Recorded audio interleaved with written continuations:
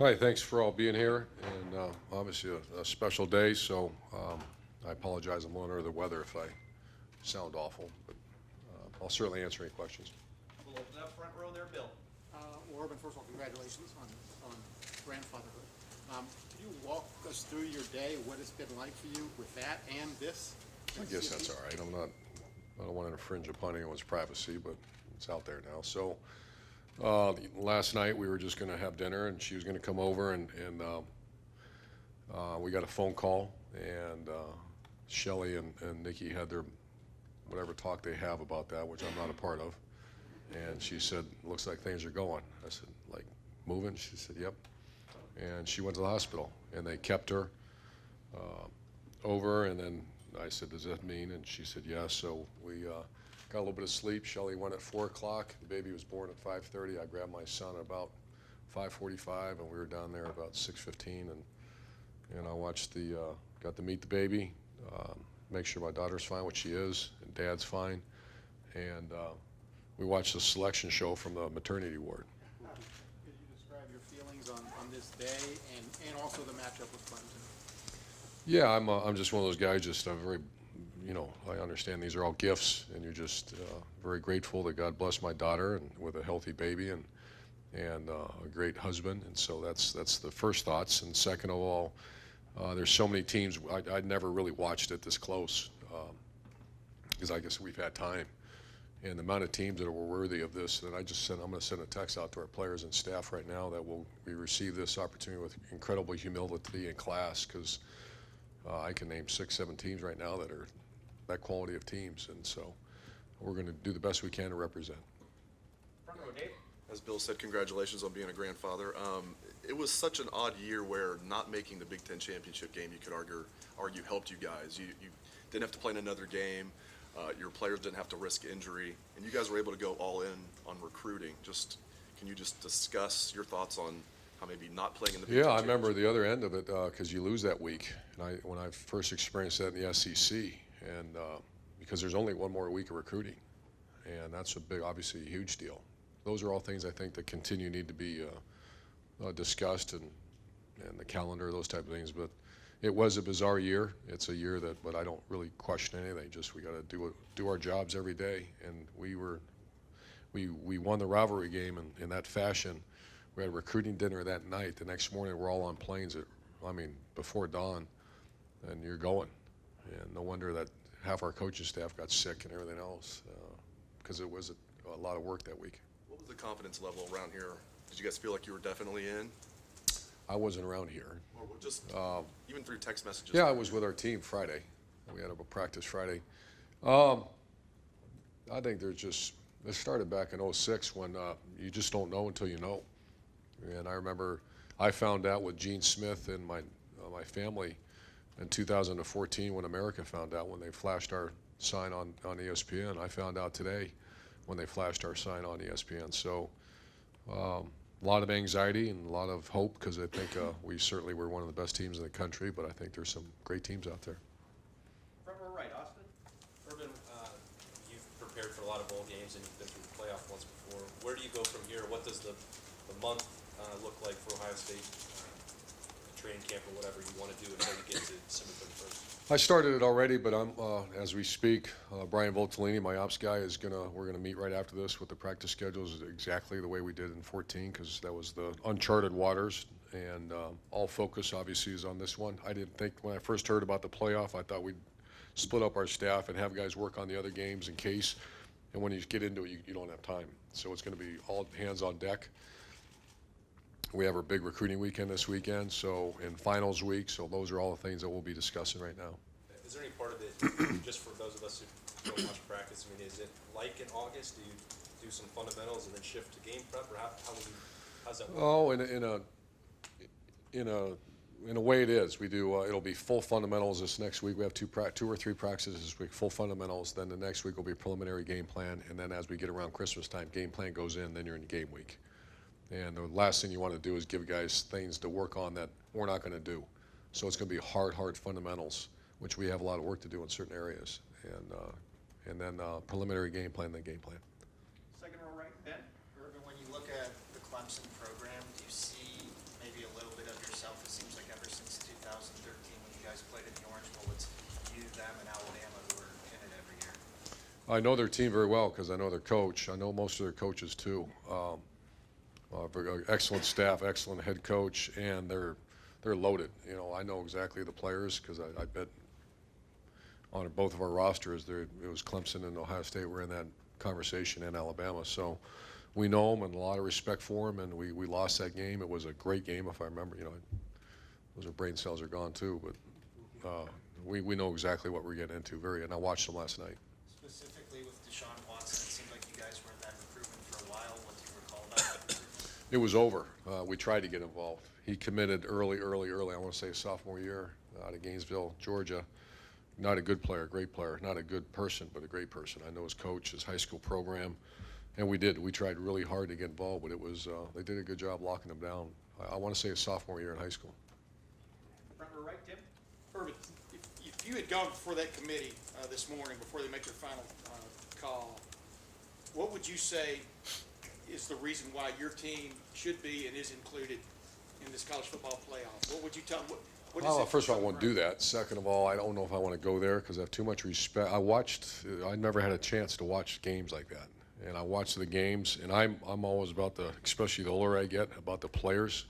And, I mean, you're talking about some great football last night. Guys going as hard as they possibly can. So, all due respect to him, I'm not going to go and make an appeal. I don't have to. I will make an appeal for how hard kids are playing right now. This is the golden years of college football, man. When you watch what I watched last night, that it doesn't get any better. And what I've seen this season as far as our conference that we're in, and we've gone from in 2012. I remember I was actually shocked at the disrespect that because I never looked at it that way, but how lousy everybody said our conference was, and we were. I don't think we were lousy, but we weren't great. And now to say that I hear every person that it's the best conference in college football. You tell me that's not just a great reward for administrations and coaching staffs and players that have made that drastic change. Specifically, your team, you guys were the youngest team in major college football going into this season. How far has this team come in 4 months? I mean, can you kind of quantify right now? Yeah, I think it was a year early. I think as we went through 2 days, you know, I knew that we had to stay healthy, and we're fortunate we stayed fairly healthy. We had to develop, and we did. You know, whoever thought Malik Hooker and those guys would develop the way Marshawn would stay healthy. He's never been healthy for a season. You develop Chris Worley and a guy named Jerome Baker, and that D-line would end up being a strength. So those are all areas that Mike Weber, 1,000-yard rusher, is a redshirt freshman. So I can go on, and you don't really think that far ahead because you don't have time. But now I can reflect upon the season. I'm very proud of their progress. And that game in Norman, Oklahoma turned out to be kind of the difference in this whole situation. Front row left, Doug. Urban, for you as a head coach, how much do you value conference championships, and how much do you think they are important in evaluating any team out there? That's a great question. I value them as much as that's why you go to work every day. You can see the Big Ten championships right there. And I think when they put together this college football playoff, I think do you play a light schedule and put everything into your conference championship?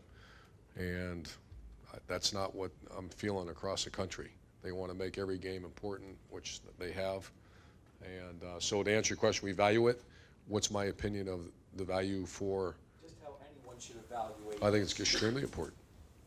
And then, I know the playoff is tough. It's 4 great teams. It's a physical grind. It's hard to prepare for. But having been through it, is it fun? Like this, like you get the 4 best teams together just because it hasn't always been this way. You were that in the old system. Did you Fun. you won it, but like, is it great for college football? Do you It think is this great. a good setup? It is great. It's great for the players. I mean, it's hard now. What our guys are getting ready to go through is really hard. Those 4 teams, all the teams getting ready to go play these big-time bowl games. So I think one of the things that's interesting, and Billy Donovan, my old neighbor down in Florida, I used to give him a hard time, and he said, "Do you realize how hard March Madness is?" And I looked at him and said, "Do you realize 365 days a year we have March Madness? You can't lose." And so it is. I don't use that word fun very often. It's very rewarding. It's why you come to Ohio State. Understand that the greatest fun of all is when you jog out the field victorious. And so we're going to do everything we can to have that feeling again. Second row left, Ryan. Just when you look at the last few games y'all have played in indoor stadiums like this one will be, obviously the Fiesta Bowl last year against Notre Dame, the 2 playoff games, the Big Ten championship against Wisconsin. Is there something about this team and this offense that's more conducive to playing indoors when it's 70 degrees and artificial turf or anything like that? I've never really looked at it that way. I think when you start getting near the end of the season, there's some conversation about when you're dealing with the elements and you want to be able to throw the ball, and we do have a big part of our game is horizontal as well. So I haven't really thought much about it. Far right over here, Andy. Coach, knowing what you know about this Clemson team and being as familiar with them as you are, maybe you don't know everything about them yet until you watch a lot of tape. But as of last night after watching the ACC championship game and knowing them as well as you do, what kind of jumps out to you as far as them as a team and what it's going to take to win the game? The skill set on offense is over the top. They're all NFL players. They have one of the top, maybe the top or top 2 or 3 players in America. Deshaun Watson. They go fast. They're creative on offense.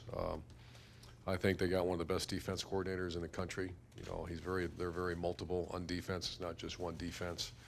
So, but it all starts with personnel, and I think I haven't seen it, but I'm going to find out here in the next few days. But I would imagine them in Alabama would be the #1 team as far as NFL prospects in the country right now. And last 2 questions, far left, second row, Ari. Urban, you talked about working on fundamentals and things when you go through this month because you're going to have more than a month between when you play games, and you've been through this before in the old system. 27 days. Between the time you last played and when you play. Whatever, it's the same thing. I was just wondering how much, even in the old system when this kind of gap was normal, could you see a transformation in your team? Even you want to be at the apex of where you are right now, but can you even get in a month of training? Can you even take a next step forward?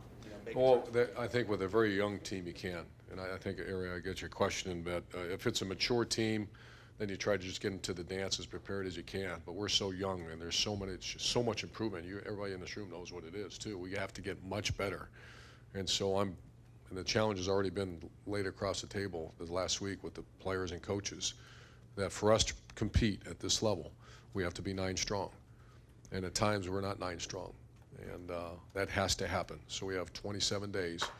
A couple days ago was 29 days to get to be 9 strong. 2014, even going into it, you knew about the battle between playing in the Big Ten championship and then winning 2 playoff games on the road, that is. And I know you were asked about just not having to play in this game, but how big of a difference do you think it is for this team to not have to have gone through that battle? And does that change anything from the way this team will be able to play? Because I've been in that situation a couple of times in Florida and here now too. I'd much rather play in that championship game and win it, because your team gets another chance to prepare and get bigger. Get better at their skill set. So, but that just means we have to catch up that much, and you have to somehow simulate that game here in the next couple weeks to get them ready to play in that final game. I think that's a big deal. And I remember we played Ohio State in 6, and I thought a big part of our success was the fact we had to play a rugged SEC championship game, and Ohio State was offering and we were still going. So I have to somehow create that in practice. And final questions, far left, Matt. Just asking about the system as it is. And you mentioned winning the Oklahoma game, that obviously was important. The committee members have said that was a separator. A game all the way back in September, did you think coming off the field, man, I know you had a whole lot of season to go, but you schedule a difficult game like that, but Oklahoma scheduled had a really good year, but they didn't get close to getting there. Well, when I first saw the schedule, I wasn't all jacked up about taking our team, a young team, on the road to Oklahoma. I mean, that was, I like competition and all that, but if you have a veteran team that was our first road trip. For half that team that got on a plane, they've never done that before. and to go in a place where they never lose. But I think, and I've never got involved in scheduling. I just let my boss do it. But I'm curious. I want to have a conversation with Gene and listen, and not that I'm going to give my input, but I just think as we go forward, that's critical on who you're playing early in the season. Obviously, it benefited us, and I think Oklahoma, you watched them play the other day, they're as fine a team as there is in college football. If they didn't lose that game, they'd be in the playoff. Those are all things that a lot of conversation, because it's razor thin, the difference between being in and being out. And when you're watching Penn State, Wisconsin last night, are you thinking, God, I wish I was there? I mean, as you watch that game. Of course, that's you do. The value of a conference championship, and I think Kirk Herbstreit said it best too. And I actually talked to him yesterday that it was everything to get to the Rose Bowl, and I grew up with that. And I don't want to say it's sad, I don't want to say it's disappointing, but I remember when I was at Florida, we lost one game, went to Sugar Bowl, and everybody was upset. You're like, that's why that used to be a big part of everything. I just hope we don't lose too much of that, because that's still the Rose Bowl. It's still a conference champion, but it's all good. College football is as strong as it's ever been. Thank you, guys. Thank you.